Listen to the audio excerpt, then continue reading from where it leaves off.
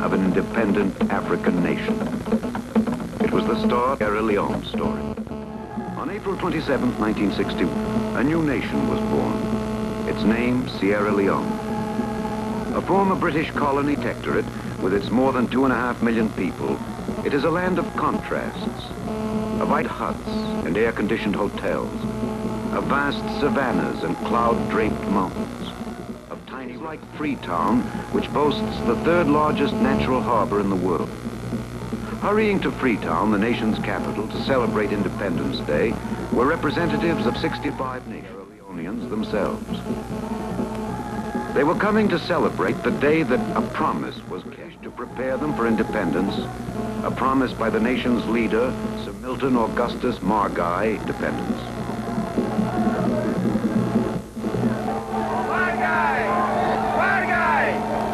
Sir Milton Margai, musician and University of Durham, was to be the first prime minister in the country. The American-educated Dr. John Taffer was smart, an MD and minister. Among the first foreign representatives of Sierra Leone was and members of his government. Dr. Smart spotted an old friend of his among the delegates. Sir Maurice Dorman, British colonial, his wife, Margai, later greeted the personal representative of the British Crown, the 25-year-old Duke of Kent, cousin of the Queen.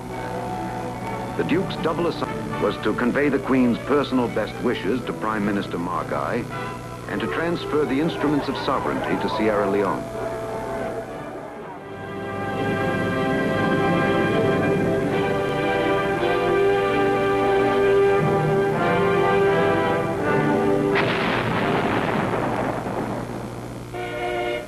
The changing of the colors took place on the night of April 26th.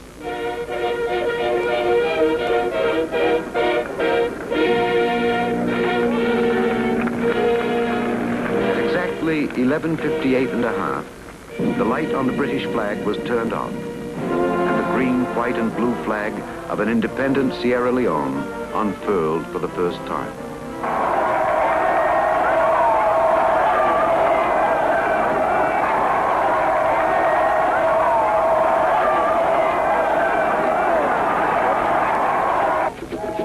Later, the dances started. 1,200 dancers from all 11 major Sierra Leone tribes performed for an audience of 70,000.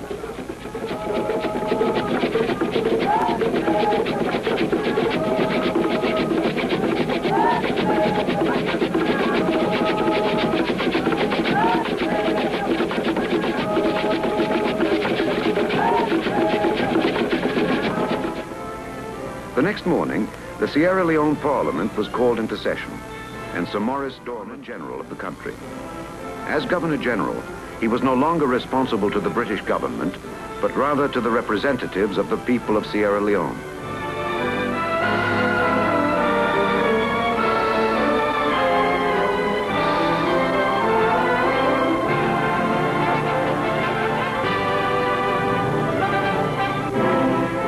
The Duke of Kent handed the instruments of sovereignty to Sir Milton Margai.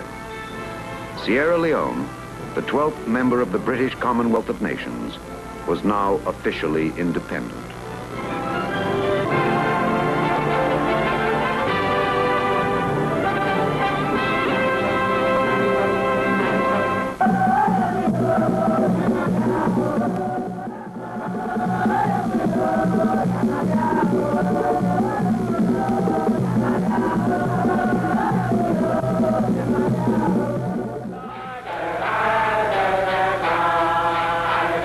Sierra Leone is a land where Christian, pagan, and Muslim live side by side. This church was built by Americans. The congregation belongs to the Timni tribe.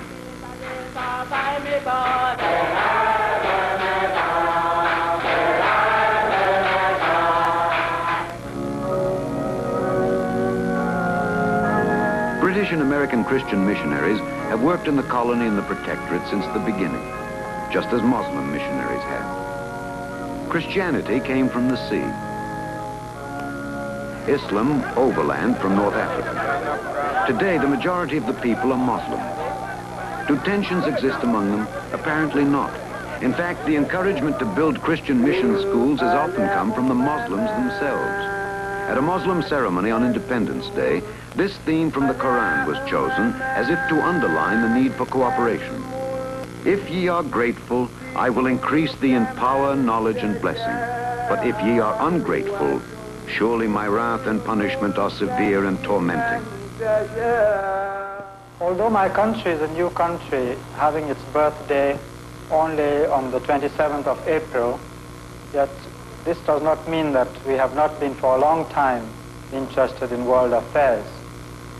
We have not yet had an opportunity to formally pronounce on our foreign policy, but already the Prime Minister has given an indication of the two lines along which it will be built. The first line is naturally a line which is pertaining to our economic foreign policy. We hope to have an open door policy along the affairs, because our country is one of those that are at the present time underdeveloped. We recognize that it is only the free flow of capital and technical ability that will help us. So we want our door to be open to anyone who wants to come and help us with capital, with ability, with technical knowledge. Or in terms of non-alignment, as some of our African colleagues have said, we are going to take one step forward and say, here is a new country that, like a child, though not in naivety like a child, but because it is our wish, we are going to be friendly to all countries until such a time as they reject our friendship. I am Honorable Paramount Chief Madam Ella Koblo Gulama of Sierra Leone, the first and only woman member of Parliament. Now that our country has achieved independence, I think that the women of my country will be very much interested in more medical facilities, more schools, so that our children will become educated. In years gone by, we have suffered from more infant mortality, and the rate at which the death toll was going up was very high. And that for the past few years, our people have become very, very much interested in education. And there is the urge for people to send their children to school. A few years ago, while I was in the States on a State Department visit, wherever I went in America, I was asked a question about communism in my country. And at that time, I was hearing about communism for the first time. Now that our country has gained independence, I'm sure that outside people who are interested in communism will make it their business to interfere into our internal workings of our country. I, for one, and I'm speaking for the women folk of my country, will stand against any move to introduce communism in our country. We have far too many things to bother or to think about than communism. We hate interference, and we have been practicing democracy and hope to continue to practice democracy even after our independence.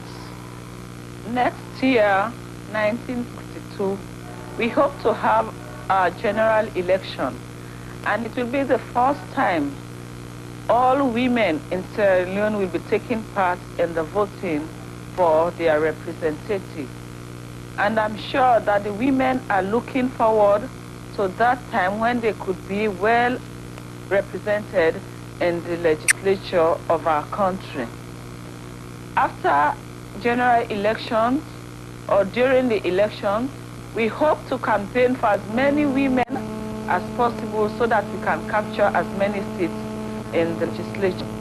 For the simple reason, there are many, many things we like to fight for health facilities, for education, as I have just mentioned, and for other things, the freedom of women, especially Sierra Leone.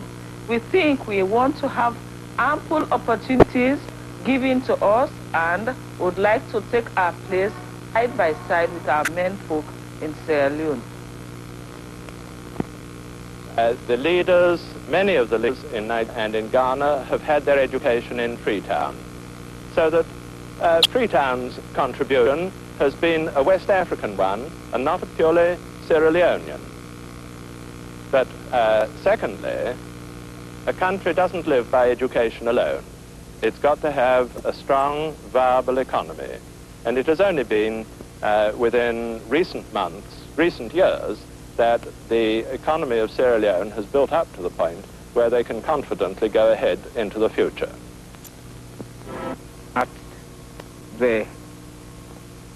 During the last election, I made the election broadcast for my party, SLPP. And my promise to the electorate was that if they followed my government, I would lead them to independence within the lifetime of this House.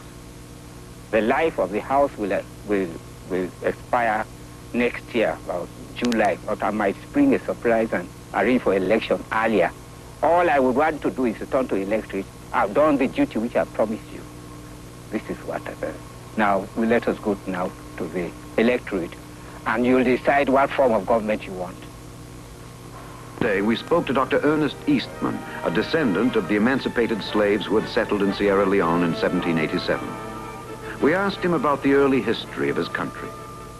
The colony of Sierra Leone was founded by several waves of people of African origin. The first set were slaves in the cities of England who had been freed by the judgment of Lord Chief Justice Mansfield in 1772. On being set free, their masters abandoned them, and they roamed about as itinerant vagrants, causing trouble to the poor law authorities of England.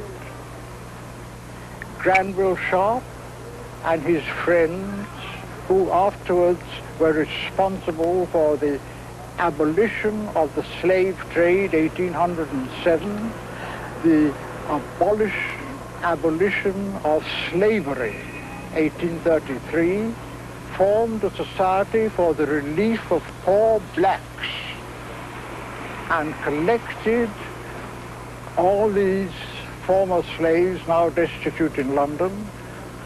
Some had been servants from the West Indies, not farm servants, but the house servants they were, and some were ex-soldiers from British regiments.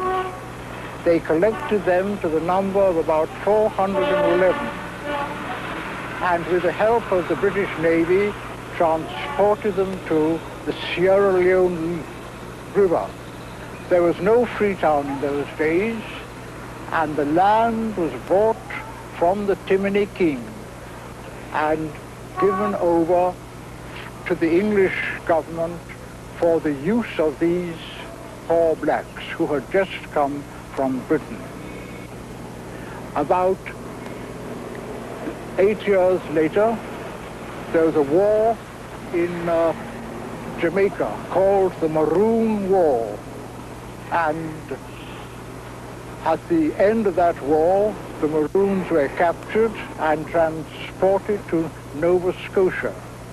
And again, these Maroons from the West Indies were brought to Sierra Leone. And Sierra Leone then had two communities: the settlers, mostly from America, southern states, and the Maroons from the West Indies.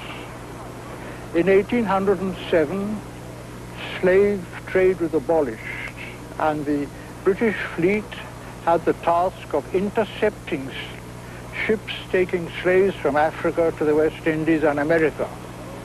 These slaves and ships were landed in Freetown and legally and formally set free, and the ships destroyed. The main link between the former protectorate of Sierra Leone and the former colony is a meandering railroad 311 miles long. During World War II, the bazaars of India and the jungles of Burma heard Sierra Leone soldiers sing about it in calypso style. The train to Bow she no agree for to go. The engine she done tire for lack of plenty fire. The train to Bow she no agree for to go. But go she does, bringing the bananas and the rice and the palm oil and the spices, the produce of the hinterland, into Freetown, making the former colony and protectorate one. And of course, trading is a two-way street, and it is to the coast that those from back country often come to buy pottery and tobacco. And whatever small items of luxury an agricultural people with an average annual income of $47 can afford.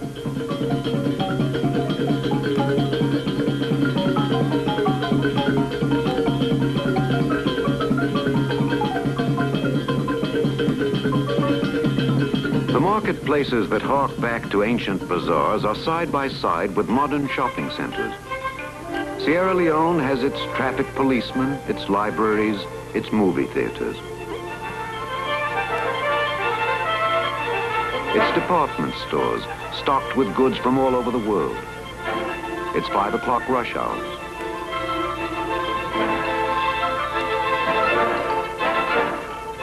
And its new banks. And of course, its industries.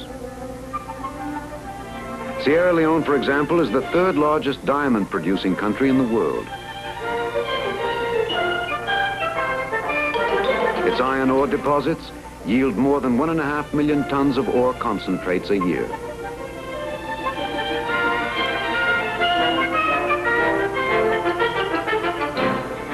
Its exports, though, do not match the cost of its imports. Going out of the country, we have diamonds, iron ore, palm kernels and oil, coffee, cocoa, and cola nuts. Coming in, manufactured goods, machinery, fuel oils, cement.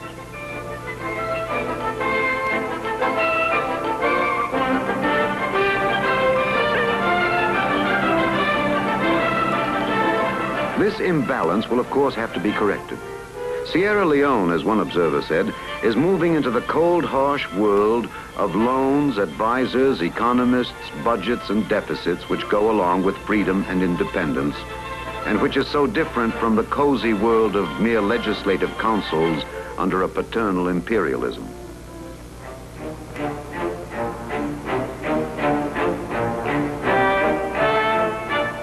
More aware of the challenge of freedom than any outsiders, simply because the challenge is put to them, Sierra Leoneans have started to expand their 3,000 miles of roads, using equipment as up-to-date as found anywhere.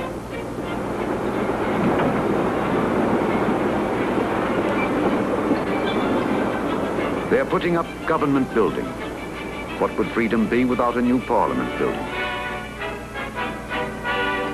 They're pushing ahead on housing and are adding to their 76 hospitals and clinics.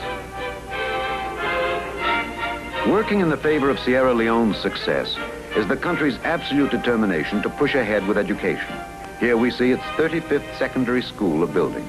3 years ago, there were only 26. At the primary school level, it has about 550 schools and some 75,000 students. At the university level, it has Fura Bay College, founded in 1827, the first institution of its kind in all sub-Saharan Africa. Affiliated with the University of Durham in Britain, it offers degree courses in theology, science, liberal arts, and economics. In addition, it has a training program for future teachers. The college stands on the spot where once was located a stockade for slaves.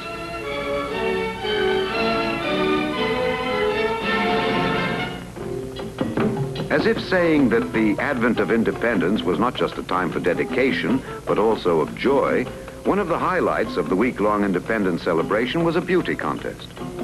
April 27, 1961. April 27, 1961. Granny and Picking all go gladdy. Young boys and girls all go rumba.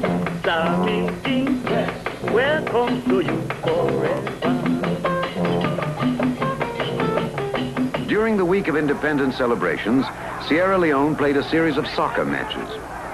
They may have won independence, but not this particular match against Nigeria.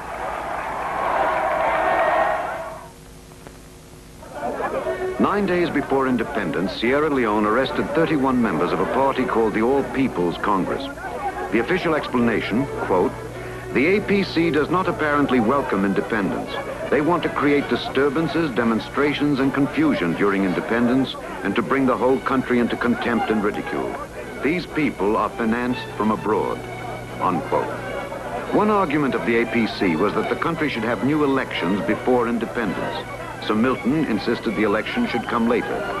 He was able to make his decision stick because of two things: his great popular support — here we see the unveiling of a bust of the Prime Minister — and second, the fact that his coalition government, elected in 1957, is supported by the tribal chiefs of the country. In fact, Sir Milton's solution to the common African problem of tribal tensions is unique. He has made the most important chiefs of the country members of his government. In an interview, Sir Milton discussed independence, the role of tribal chiefs, and the matter of elections. I am very glad for this movement because I had worked for years behind the chiefs, and they followed me very carefully. I feel it is about this time not a correct thing to leave them in a separate house just to be an advisory body. And in order not to disappoint them, I feel they ought to work with the government. Hence, I'm running only one house. Governor General Dorman and his thoughts. In the past, Sierra Leone has been a country that has had a strong educational background. As far ago as 1826, the University College of Fura Bay was giving higher education to West Africans. So now some people may wonder why it is that Sierra Leone is rather later in its approach to independence than Ghana or Nigeria. The answer is twofold. First, our own people have gone down the coast to help Nigeria, Ghana, and the Congo during the last century. The first missionary society expedition that went to Nigeria was mounted from Freetown. It included the first African bishop and about 20 African priests from Freetown. Sierra Leone, one more African nation emerging into the bright light of freedom, proud of its past, hopeful, yes, and determined about its future. A country that remembers the bravery of the emancipated slaves who in 1787 built their homes along the shores of the Mountains of the Lion, Sierra Leone. May we all remember what President Kennedy's representative said to Sir Milton Margai. History has bequeathed on both our nations a common awareness of the rightness of our goals of freedom and brotherhood for all men. With goodwill and God's help, let us forge new bonds of friendship in a common advance towards this high goal.